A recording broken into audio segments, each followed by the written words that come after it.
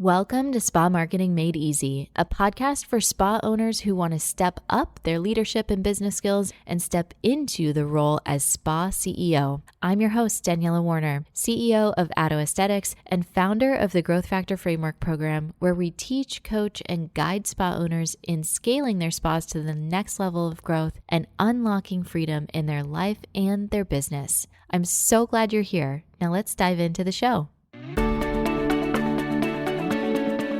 Listen, friends, there is going to come a time in your entrepreneurial journey that you are going to really want to give your team a raise, but the company, plain and simple, does not have the financial resources to support that. Maybe you're in a sustain year rather than a growth year. Perhaps as a country, we're going through an economic downturn or recession, or maybe your company is just going through a pivot. If you're in business long enough, it's not a question of if, but when. So how do we as CEOs let our team know how much we value them and their contributions to the company when giving a raise just plain and simple is not possible? So that's exactly what we're going to dive into today right here on the Spa Marketing Made Easy podcast. And I hope what I share in this episode carries with you into great economic times when you can give big raises, because when you create a workplace where your team feels seen, feels supported, and they're inspired to give their best every single day, well, it's just a lot more pleasant to spend so much of your time at. And ultimately, it's going to result in less turnover for your staff, better quality of experience for your clients and patients. It's just a win-win overall. All right, so what I have for you today is 10 powerful ways that you can make your team feel valued. Let's start off with number 1, which is recognize and celebrate achievements. So recognition is such a game changer. People want to know that their work matters. People want to know that you see when they go the extra mile. And yet so many business owners forget to celebrate the wins, big or small. So make it a habit to publicly recognize hard work. Give shout outs in the daily huddle, post employee spotlights to social media, maybe start an employee of the month program, do a handwritten thank you note. These things can all go a long way in making someone feel special and feel acknowledged. When employees feel seen and appreciated, they are more engaged, productive, and loyal to your business. All right, number 2 is offer personalized rewards. So everyone loves a reward, but the key is making it personal. Not everyone wants just a generic gift card. Some employees might love a free spa treatment. Others want an extra break, maybe a book, maybe a coffee from their local coffee shop. Ask your team what motivates them and tailor your rewards accordingly. So this shows that you truly value them as individuals, not just employees. So the way that we do this in our team, in our company, we have a Google form that our team fills out each year. And so it'll say, their name, and then it asks a whole variety of questions like, do you like coffee or tea? Do you like beer or wine? Do you like hard copy books or audiobooks? What is something that you've always wanted but would never buy for yourself? If you had a $25 gift certificate, where would it be to? A $50 gift certificate, where would it be to? A $100 gift certificate, where would it be to? We're asking, this whole variety of questions, which allows me to personalize all sorts of gifts for them. If I want to get them something that's just, a $10 gift certificate to Starbucks for, hey, thanks for being so awesome, I can do that. If I want to know, this was actually something that we did a couple of years ago. I was so on top of things. It does not happen every year, but I was in a year that I was on top of everything. I got all of my Christmas shopping done on Black Friday. And I had planned out, I had a spreadsheet based off of the team input spreadsheet of what I was getting for every single employee. I had I have a set budget of how much I spend for Christmas gifts. And I got something, a physical gift unique for each person, wrapped it and mailed it to their house so that it would be there on Christmas for them to put under the tree and open up. It was so fun. It was one of the things that brought me the most joy. And I know that it meant a lot to everybody on the team to have that rather than just like a flat dollar amount gift card or cash bonus, right? Those are nice. Those are great. It's not like we don't want to do those. But when you have something that's a personalized gift, it's more meaningful. All right. Number 3, provide growth and learning opportunities. People stay where they grow, right? If you want a team that's invested in your business, invest in them first. Offer training, offer mentorship, even send them to industry conferences. I was talking with a spa owner she's actually a nurse at a VIP day that we had in Salt Lake City. And she invests in personal development for her staff. She has like a life coach that she invests in for them to help them grow as people. How incredible is that? So let's just say that you have one of your estheticians who's really interested in advanced skincare treatments. Why not sponsor part of that training or all of that training, right? When employees see that you're invested in their future, they are more likely to stay long-term. I know that happened for me at one of the practices that I worked at. And you can always, if you're worried about investing so much in an employee and then having them just leave, if it's a large investment, I'm talking like thousands of dollars, then have them sign a contract that says that they will stay for 1 year or they will owe the cost of the training back. So you're still investing in them. They're still getting this, but that gives you a little bit of extra kind of protection that, yep, you're taking the risk up front. But if something goes south, then you're still protected and you have a contract that says that they owe you X amount of money should they leave. All right. Number 4, give them the gift of time off. Burnout is real, my friends, even in the spa space and the wellness industry. If your team is constantly working without breaks, their performance and attitude will suffer. So this is one of the reasons that I am such a fan of the 6-hour shift. So 9 to 3, 3 to 9, when we're talking about split shifts, because when you're working these really long shifts, there is no way, like someone's got to prove me wrong, but I just do not see how your 9 a.m. patient can get the same presence and energy and quality of care as a 6 p.m. patient if you're doing if you're doing an all-day shift. I am not possible to do that. I would be so tired. I would be repeating myself. I would not be able to give the same energy and quality of care to that patient. So how can we make sure that our providers and our staff is really practicing what we preach, right? Well, you surprise them with a wellness day, surprise them with a paid day off to rest and recharge. And if that's not possible, allow for shorter shifts or extra breaks during busy seasons. A well-rested team is a happy team and a productive one, all right? Now, think about the way that you can do this. You could use this as a benefit for someone who is running a monthly retail contest or a membership contest. Like whoever sells the most retail, whoever sells the most memberships, whatever that thing is, they get a paid day off. If we think about how much one paid day is in a cash bonus versus the perceived benefit of having a 3-day weekend, it's huge. Okay. All right. Number 5. Offer flexible scheduling when possible. Guys, this one is so huge in my company. Look, life happens. Kids get sick. Cars break down. Unexpected events come up. When you offer some level of flexibility in scheduling, it builds trust and it shows your team that you respect their time outside of work. Now, this can be consulting with them on the shifts that they're going to cover. It can be working with them on having A weeks and B weeks. If someone doesn't always want to work the Saturday shift, or if someone needs every other Friday off or something like that. Create a schedule of A weeks and B weeks. It doesn't have to be the same week or the same schedule every single week. Allow team members to swap shifts. Have a process around that of approval, but allow them to swap shifts.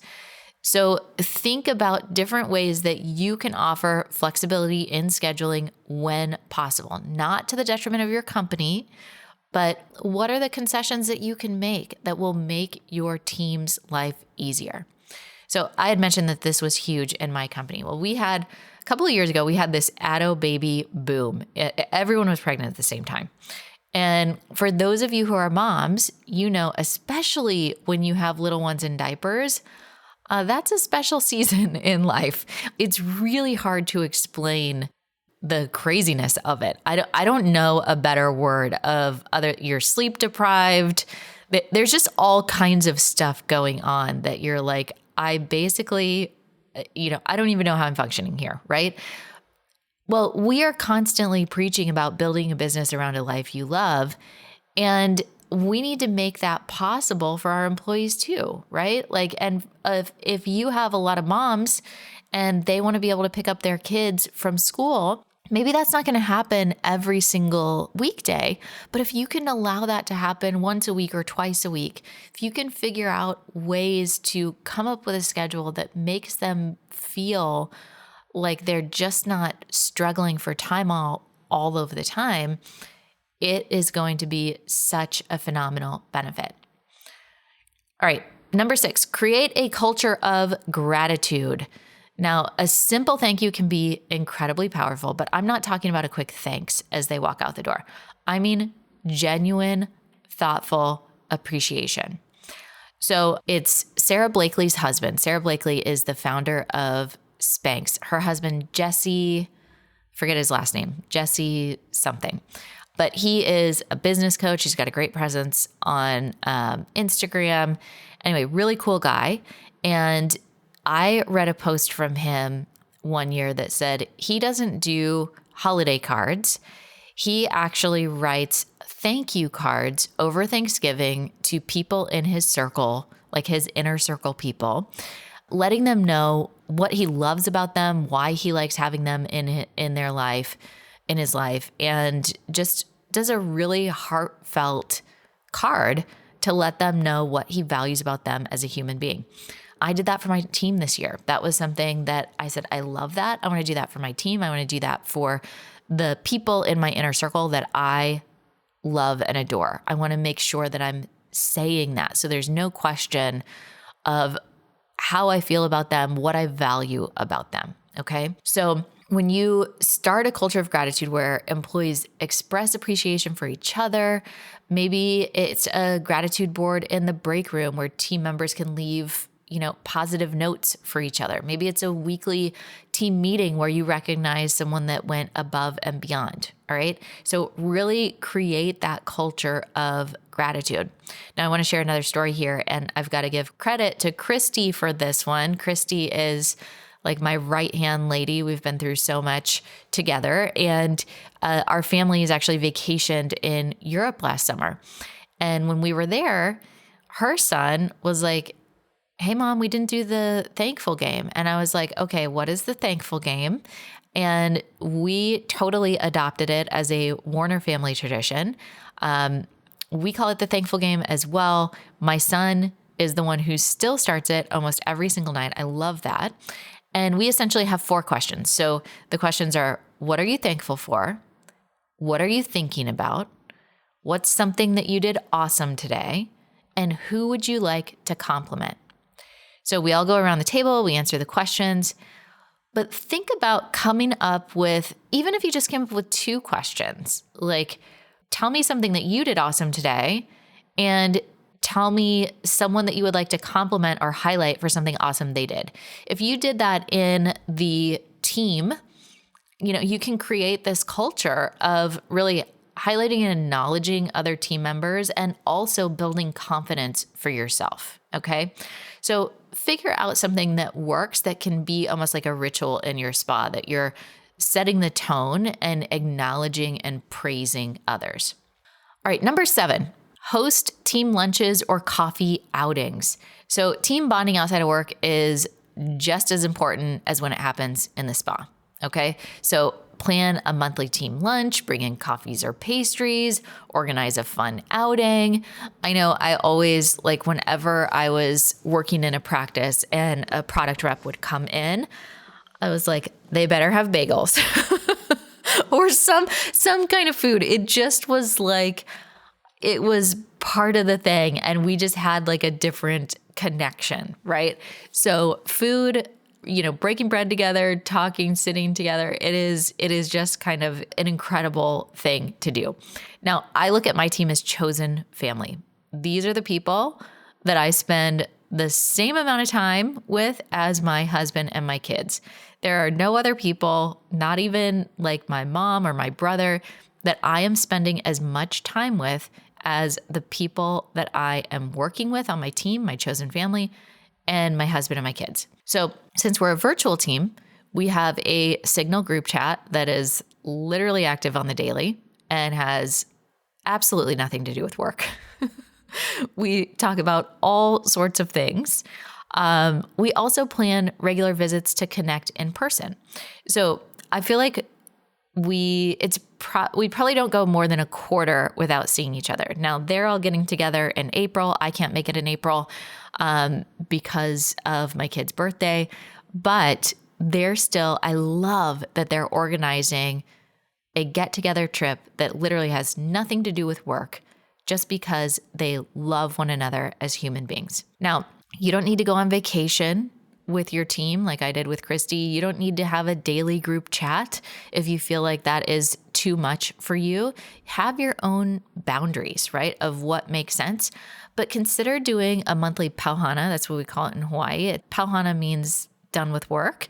So, after work, maybe you go out for appetizers or mocktails or cocktails or whatever makes sense for you. Maybe you have a monthly Saturday morning walk. Figure out something that you guys can do as a team where you get together and you literally don't talk about work. You figure out, like, who is this person as a human, right? That's really important. Okay, number 8, implement profit sharing or bonuses. All right, I know I said no raises, but profit sharing isn't a raise. It is a way that you can reward based on performance of the spa. All right. So if a spa reaches a financial goal, consider giving some of that back to your team. This could be a quarterly bonus. This could be a percentage of retail sales. It can be a small gift for hitting a milestone. It helps your employees feel more invested in the overall success of the company. Okay. So I've done profit sharing in the past. I've also done bonuses based off of payroll percent. So our personal goal as a company is to keep our payroll at 40%. So let's say at the end of the year that our payroll comes in at 35%. I will gladly take that extra 5% and divide it among my employees. So bonuses are based on performance of the spa and are not a long-term fixed cost increase in payroll. So remember that. Okay. So if you hit the bonus, or if you hit the goal, then you give the bonus. But if you don't hit the goal, then the bonus is not given. Okay. All right. Number 9, moving on. Encourage employee feedback and give them a voice. No one wants to feel like a number, right? I can't tell you how many friends that I've had that have worked in big companies and these, companies that are getting bought and keep getting bought and keep getting bought, and they don't feel like their voice matters. They feel just like a number. That is not something that we want to recreate in small business. In fact, that's a lot of the reason why employees come to small businesses, is because they want to be able to feel that they can make an impact. So how can you create this culture of feedback? Well, hold regular check-ins, send out anonymous surveys, have team meetings where people can share feedback, and most importantly, act on it. If they suggest changes and see nothing happen, they're going to stop speaking up. And that doesn't mean that you have to implement everything that they suggest. If you are not going to implement something, thank them for their feedback. Or if it's anonymous, bring it up at the team meeting and say, this was suggested. I've considered it, but here's the reasons why we are not going to move forward with this. And so if you're doing that, like that's really helping clarify communication, which will overall, again, boost morale, right? Clear is kind. So creating a culture of feedback, it's hard, guys. It's hard. I'm not going to sit here and say that it's easy, but it is essential. Feedback is different than criticism. Okay. So we're not just looking for complaints. We're not looking for victim mentality. That is not healthy in any way. We don't want anything to do with that. What we're trying to do is find blind spots in our business and in our leadership and resolve those issues. Okay. And who's better positioned to provide feedback on that than our own employees? So when they feel like they have a voice, they are so much more bought in to the culture. Consider that. All right. And last but not least, we are going to celebrate personal milestones. Okay. So birthdays, work anniversaries, weddings, babies, these are huge milestones in your team's lives. A card, a small gift, even a team celebration can make them feel like part of a family, not just a workplace. So I was actually at our orthodontist the other day, which I finished my Invisalign journey. So happy about that. But I was at the orthodontist for a visit, and one of the ladies working at the front desk had this huge, had to be 15 balloons that said, "It's a girl." And so it was so clear that that it was a gentleman, actually, who was working there, who had all the balloons, and he had just had a baby girl. And so everybody that walked in was like, congratulations. They were celebrating. It was a really beautiful thing that, yes, he had this big milestone in his life, and he also gets to celebrate with his team and with all of the patients that were coming into the practice. It was a really beautiful thing. So you may now, when we're looking at those things, I want to give you one piece of advice, right? Because you may have an employee that doesn't want 15 balloons, that doesn't want to be the center of attention. That's important to acknowledge as well, because that will make them very uncomfortable. So I want you to check out the book, Love Languages for the Workplace.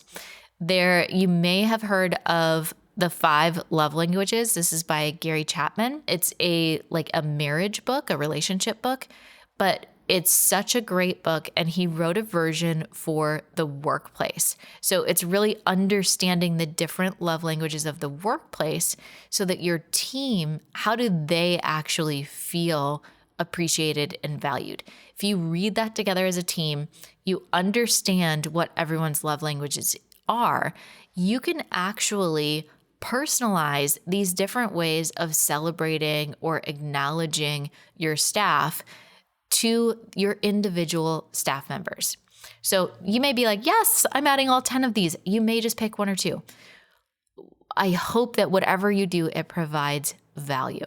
Okay. So there you have it, my friends. 10 powerful ways to make your team feel valued.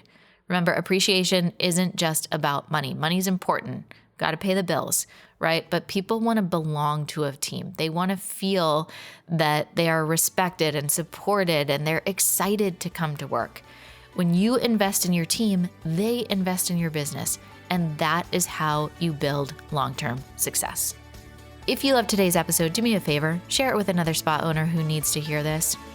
And if you're looking for more strategies on team development, spa operations, and of course, spa marketing, be sure to subscribe and leave us a review if you haven't done that already. Thank you for hanging out with me today, and I will see you on the next episode.